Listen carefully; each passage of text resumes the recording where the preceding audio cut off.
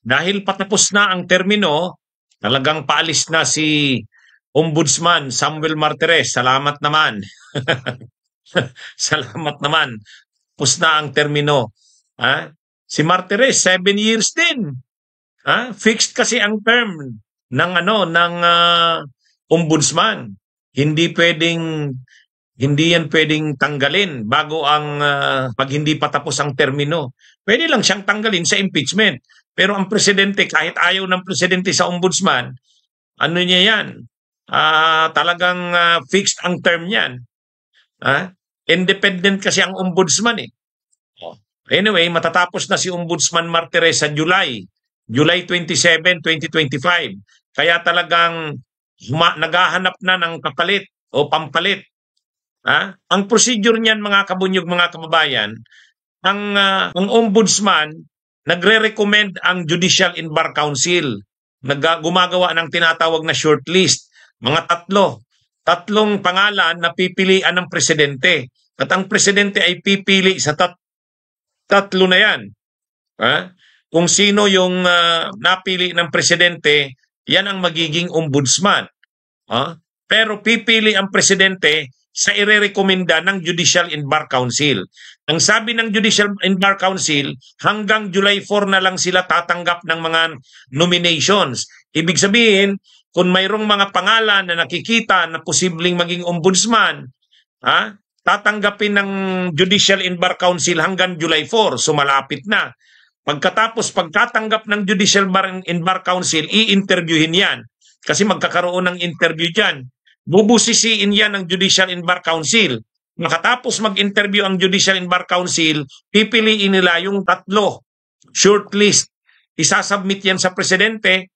Mula doon, pipili ang presidente. Ngayon, ang mainit na balita ngayon, kinumpirma na ni Justice Secretary Boying Rimulya na nagtatarget siya, gusto niya maging ombudsman. So ibig sabihin, iko-konsidera na ang pangalan ni Boying Rimulya.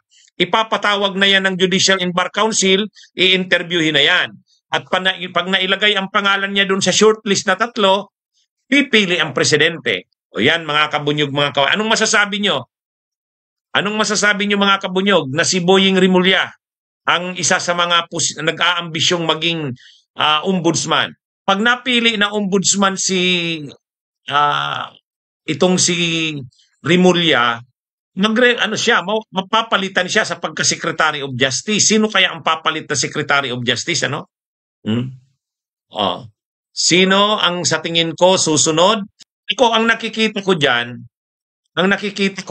may positive kay Rimulya, may negative. Ano ang positive kay Rimulya?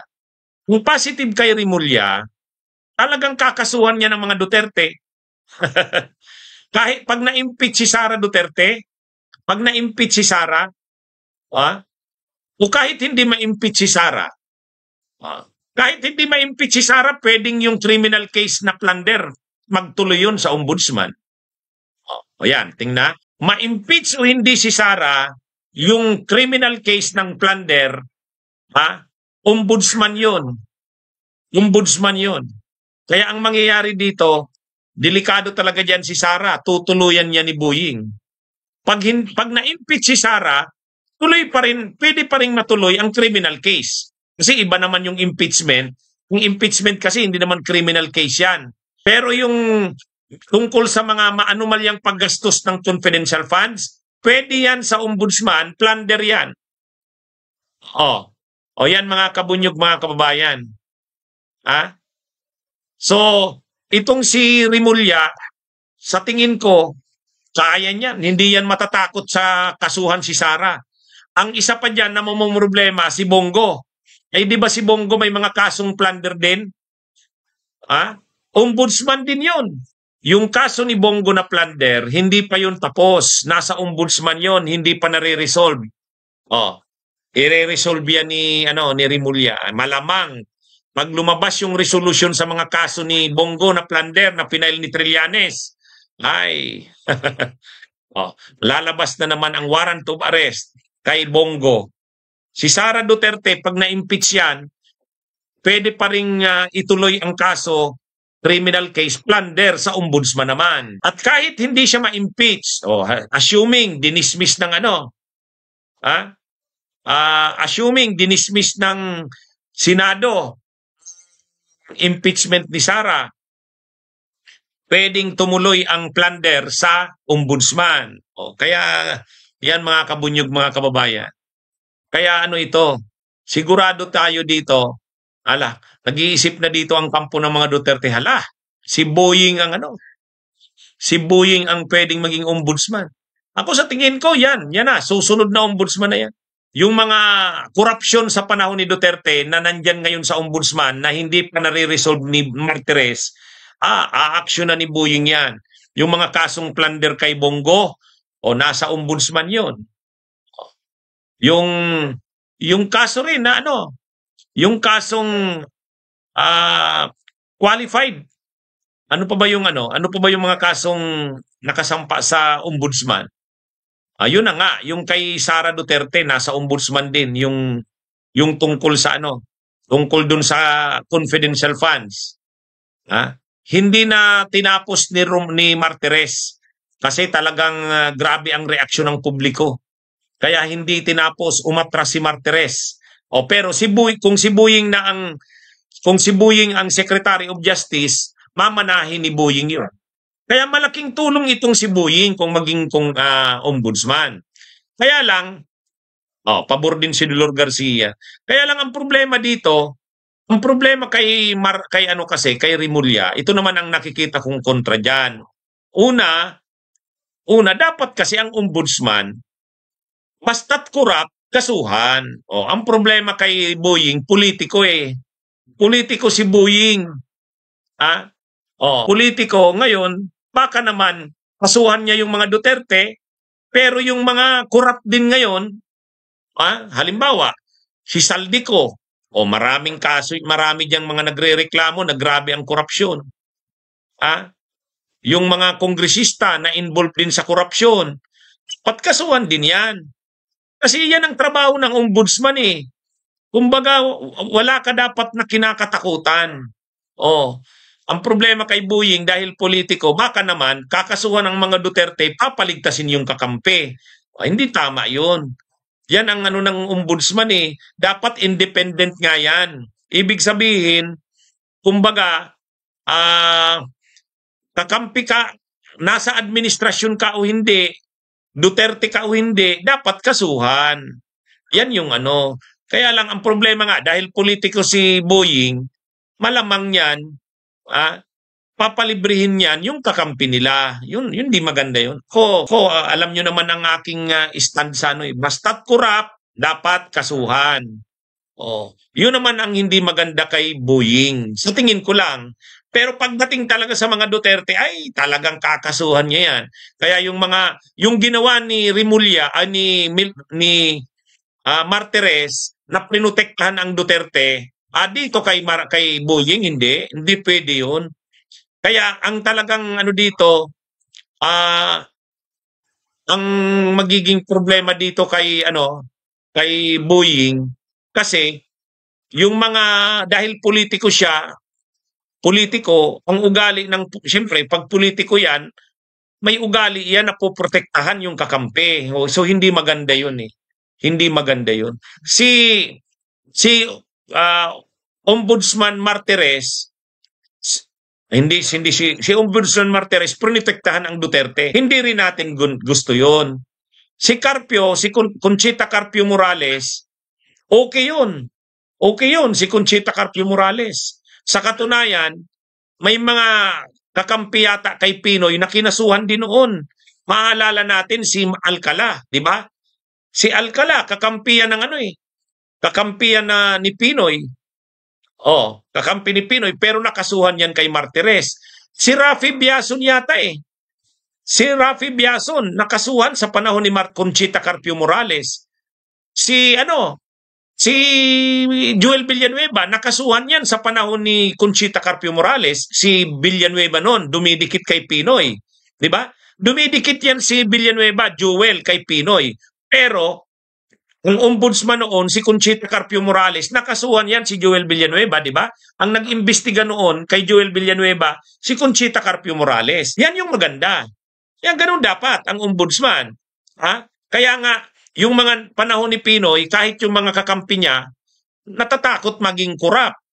Na may mga kurap pero alam nila na hindi sila nakakasigurado kasi ayaw ni Pinoy noon na proteksyonan sila. Si Conchita Carpio Morales din, ganun din. Hindi mo rin yun pwedeng anuan. Kahit kakampi ka ng Pinoy administration, kakasuhan ka. Sana ganon. Sana ganon. Pero ang maganda naman dito kay Boying, hindi nito sasantuhin ang mga Duterte. Kaya yung mga kaso kibonggo na hindi pa nare-resolve. O yun. Yung kaso ni Pulong, yan. Ano na yan? Gugulong na yan sa ilalim ni Boying. At saka, ang problema rin dito kay Boying, 'di ba 7 years siya, 7 years. 7 years si Boying, fixed term 'yan kung maging ombudsman. Ibig sabihin, ang magiging trabaho rin ni Boying 'yan kung halimbawa ang manalong pasiguro din yan ni Marcos. Pasiguro din yan ni Marcos. Kasi pag 2028 halimbawa lang, na wag naman sana manalo ang Sara Duterte, kakasuhan ang mga Marcos sa ilalim ni Sara Duterte, nandyan si Boying para proteksyonan siya. Kaya importante kay Marcos, kay PBBM, na ang ombudsman talagang loyal sa kanya. Kailangan niya ng proteksyon Kasi paano kung ang manalong presidente hindi nila kakampi?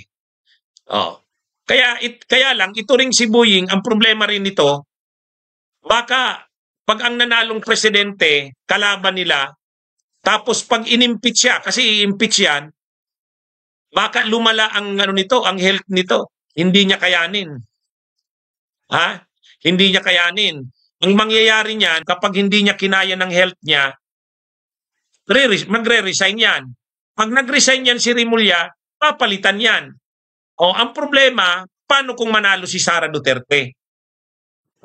Ang mangyayari niyan, pag nanalo si Sara Duterte'ng presidente, ombudsman pa rin yan si Rimulya kasi 7 years 7 years. Parang katulad ni Martires. Ombudsman si Martires ni Duterte pero hanggang panahon ni Marcos, inabot pa rin ni Martires. Mabuti na lang si Marcos, hindi niya na tinanggal si Martires. Hinayaan niya na lang. Pero pag itong si Boying Rimulya, kapag nanalo halimbawa ang Duterte, siyempre, alam ni Sara na poproteksyonan ni Boying ang Marcos. Kaya tatanggalin niya ito, si Boying. Pag tinanggal yan si Boying, impeachment yan. Hindi kakayanan ni Boying ang impeachment kasi may health issues na to. Baka mag-resign siya bigla. Pag nag-resign siya, maglalagay si Sara ng kanyang, kung presidente si Sara. Ang inaano ko lang yung mga senaryo ang tinitingnan ko lang yung senaryo. Kaya lang, kung gusto talaga natin ng isang ombudsman na hindi natatakot sa Duterte, si Boying Rimulya yon. Kaya lang, hindi lang naman kasi Duterte ang corrupt dapat lahat ng corrupt habulin. Yan naman ang negative dito kay Boying. So yan mga kabunyog, mga kababayan, yan yung nakikita kong for at kontra. Ibig kong sabihin, okay si Boying kasi hindi takot yan sa Duterte. Kung mayroon mang magkakaso sa Duterte, hindi matatakot, hindi masisindak, si Boying Rimulya, kaya niya yan. Kaya lang, pagdating naman sa ibang kurap, lalo kakampi nila, hindi kakasuhan ni Boying. Kasi politiko si Boying Yun naman ang hindi maganda. At ang isa pang problema kay Boying yung health. Paano kung manalo ang Duterte, sila Sara? O di siyempre ang gagawin ni Sara, papatalsikin yan si Boying. Kasi ang gusto ni Sara na ombudsman, yung kakasuhan ng mga Marcos. Kaganti ang Duterte sa Marcos sa kila Romualdez So sisipain nila si Boying. Paano nila sisipain si Boying? Impeachment. Ngayon, pag dumaan si Boying sa impeachment, mai-stress siya ng todo. Yung health niya, hindi niya kakayanin. Ang mangyayari sa kanya, magre-resign. Pag nag-resign siya, papalitan na siya ni Sara. Una ni Sara ngayon ang papalit. Yan ang problema. Dapat ang malagay sanang ombudsman, una, tama yun, kayang kasuhan ng mga Duterte. Pangalawa, kayang kasuhan ng iba kahit hindi Duterte, basta't corrupt. Yan yung ano. Pangatlo, malinis ang record. Kasi kahit manalo si Sara Duterte, hindi nila pwedeng tanggalin kasi wala namang issue. O yan yung ano, yan yung walang problema sa kalusugan. Ha? O. So yan mga kabunyog, mga kababayan, yan lang yung ano ko. Kung tatanungin niyo ako sa thought ko, okay naman si Boying. Kung ang purpose lang ay mapanagot ang mga Duterte. Pero kung talagang gusto nating linisin ang korupsyon sa ating bayan, na yan naman ang trabaho ng ombudsman, medyo mahirap si Boying sa ganyan kasi politiko yan eh. Politiko yan. Ano? Yan mga kabunyog, mga kababayan. Ano? Yan ang ano, pabor si, karamihan dito pabor kay Rimulya. Karamihan dito pabor kay Rimulya. Kahit naman ako, kung walang-wala na talaga, pwede na si Rimulya. Kaya lang hanggat may kaya pa sana na una, hindi matatakutin. Laban kay Duterte, kakasuhan ang mga Duterte, okay yon. Pangalawa, independent-minded. Ibig sabihin, kaya niyang kasuhan kahit mga nasa administrasyon. Yun ang kailangan natin. Matagal pa daw yung iniisip ko. Sabi ni Emerson Vista. Si Coco Rosana, hindi pwede kasi tumakbong may 1 year yan. Hindi pwede yan. 'Di ba kapag natalo ka sa eleksyon, may 1 year kang hindi ka pwedeng ma-appoint. Si Llamas, hindi naman lawyer si Llamas. Yan. Yan na nga, yan na yung sinasabi ko. Ang problema rin kay Boying, political dynasty. Kumbaga, politiko eh. Kaya lang, ang magaling naman kay Boying, hindi masisindakin. Kita nyo naman. Kumbaga, ang kailangan din kasi talaga ni PBBM, kailangan niya ng ombudsman na hindi madaling masindak. Si Boying talaga yun. Kaya lang yun na nga, ang problema dahil politiko, yung mga kakampi nila, papalibrihin yan. Ganyan ang politiko eh. Kumbaga, Kaya anyway, sa sa DOJ, pag umalis si Boying doon, sino kayang papalit? Anyway, so yan mga kabunyog, mga kababayan, yan ang development ngayon. Anyway, okay? Sige mga kabunyog, mga kababayan. Tayo? Abangan na lang natin kung anong mangyayari, Pero ako yan yung masasabi ko diyan tungkol kay Boying Rimulya. Okay naman yan, pero may pros and cons. Pero sa sitwasyon ngayon na ang kailangan natin ay talagang hindi natatakot sa mga Duterte, okay na yan si Boying. Okay na yan. Ano na lang natin? Pag naging ombudsman, pressurein na rin lang natin, sabihan natin, ombudsman Rimulya, kasuhan mo rin yung mga dapat kasuhan. Wag naman yung Duterte lang. Yun. Gawin na lang natin yon. Ano sa tingin nyo? Pressurein na lang natin. Pressurein na lang natin. Pero sa totoo lang, kailangan din talaga ni PBBM ng ombudsman na matapang. Matapang. Okay? Okay mga kabunyog, mga kababayan. Magandang gabi sa inyong lahat. Mabuhay tayo. Bunyog, bunyog, halikan na kasama ka. Bunyog, kapag buklod ay may pag-asa.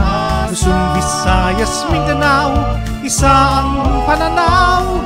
Sa bagong Pilipinas ang bunyog isisigaw. Bunyog, bunyog.